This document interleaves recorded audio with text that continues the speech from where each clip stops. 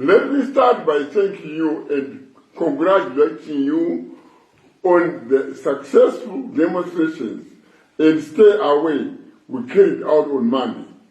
I want to thank you all for the support. Together we shall overcome. Today, I'm announcing a further step in our struggle to save Zimbabwe from Emerson and his looting mafia. We have taken our struggle to another level. We are impeaching President Emerson Dambudzo Mnangagwa. The die has been cast, and tomorrow we are setting this process in motion. We are impeaching Emerson on the grounds that he is no longer mentally fit to lead the country. We are constitutionalists, so we are using the Constitution to rescue the country. Section 97, subsection 1 and D of the Constitution of Zimbabwe provides for the removal of the president on the grounds of inability to perform functions of president because of lack of mental capacity to discharge the duties and functions of the office of the president. Mnangagwa is suffering from vascular dementia. We got copies of his medical results. His doctors have already told him. His family is aware. And the looting mafia is also aware. Unfortunately, some members of his family and the looting mafia, led by Kudakwashita Gurei, are taking advantage of his mental sickness. They are taking advantage of his memory loss and forgetfulness to make him sign documents they are using to loot the country. Because of this vascular dementia, Mnangagwa is no longer aware of what is going on around him. It is so serious that on Thursday last week, he even forgot who July Moyo was or what ministry he runs. He even argues with his aides on whether he is at home or in the office at work. That's how serious it is, comrades. The result is that vultures are circling around him. They are looting in his name. They are selling state-owned companies in his name. They are even hiring and firing government and state employees in his name. That's how bad it has become. Dubious characters you didn't elect are now exercising presidential powers. They follow him to his farm to give out tenders in his name. They take away your farms in his name. They even appoint and disappoint army generals on his behalf. It is a free for all for the criminals around him.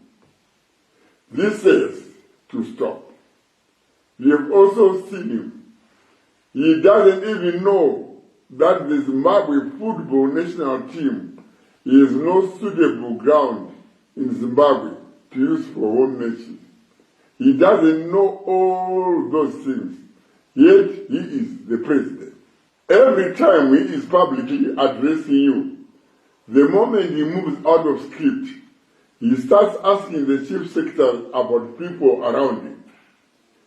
He asks anyone around him about anything. This is the president that we have. Those that are around him are taking advantage of this situation. They are now using him to sign anything that they come up with. And they have actually devised a way of looting through his weaknesses. The fact that he's not resigning because of his ill health, we are impeaching him so he goes to rest. This is his charge sheet. Here are the irrational and captured decisions that Mnangagwa has made which warrant his impeachment. 1. economic mismanagement, and the fraudulent issuance of treasury bills. These were issued to Kudakwashe Regiment Tagwirei, the president's business partner and close associate. This criminal activity resulted in the local currency collapsing.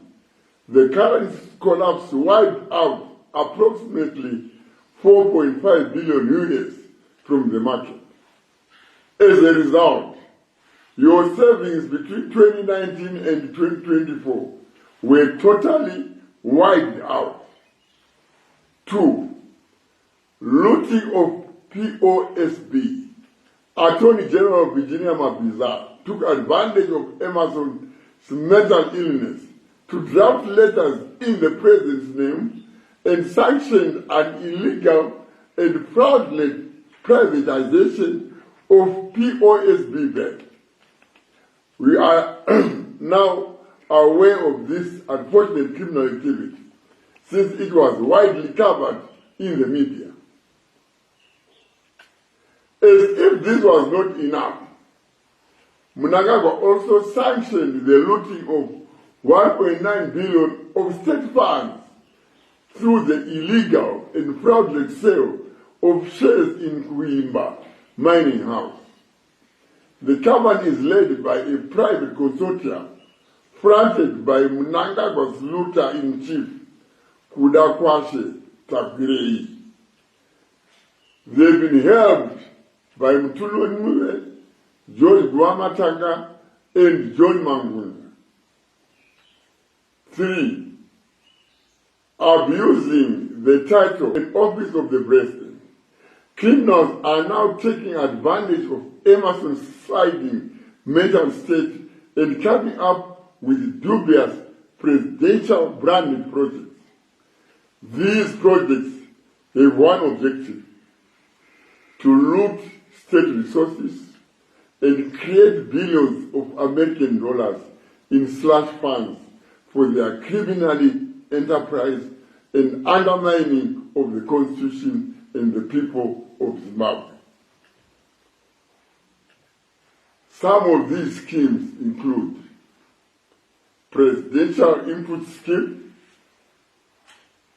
Presidential Bore Drilling Scheme, Presidential Rural Goat Pass-On Scheme, Presidential Bleed Sticks Grease Scheme, Presidential Cotton Scheme, Presidential Rural Horticulture Scheme, Presidential Community Fisheries Scheme, Presidential Rural Poultry Scheme, Presidential Grain Protectant Scheme, Presidential Fertilizer Subsidy Scheme, Presidential Housing Scheme, Presidential Youth Empowerment Scheme, Presidential HIPAA Pass-On Scheme, Presidential Solar Scheme. The e-passport and border management system was marketed as a modernization effort to improve efficiency and security. However, the president and his criminals hijacked this initiative and turned it into another looting scheme. They are looting millions of US dollars per year from this scheme. This organized crime is financing their criminal enterprise, luxury lives, and their efforts to annihilate the Constitution of Zimbabwe at the expense of its people. Again, Kudakwashe Tagwirei and Emerson Jr. are at the center of this looting scheme. 5. Dangerous drug dealing. We also have the unfortunate reality that the president and his chiefs are dealing in dangerous drugs. Emerson has allowed the Ministry of Health to issue his criminals with permits to deal in dangerous drugs. Wicknell Chivayo and Hubert Angel are using these permits to sell dangerous drugs to our youth. Ambulances are being used to carry these dangerous drugs across cities. Our youth are being killed with these drugs, just for criminals linked to the president to make millions of dollars to support their lavish lifestyle. Surely, a president who is supposed to be a father cannot let this happen around him. No sane person can allow the destruction of his country's future in this way. That's why we are saying Mnangagwa must go. For Zimbabweans, these and more cases listed in this document warrant the impeachment of Emerson. The country cannot afford a mentally ill president. Muri Zimbabwe, tinoenderera mberi semazuva ese tichitsanangura norurimi rwokuhamai. Ndinotanga nekukutendai zvikuru nekunzwisisa kwamakaita musi weMonday. Makaratidza kubatana, right, stay away, crowd not shut down, yakabudirira zvikuru. Tinokutendai muri Zimbabwe. Ngatirambe takabatana kusvikira Emerson nezvibwasikana zvake zvikananda tavakunda. Demonstrations akabudirira kwanga kuine police brutality, tichazvigadzirisa nguva dzinotevera. Kune mhuri dzinova demonstrators akabatwa. Tine urombo, but ndio hondo yacho tichaona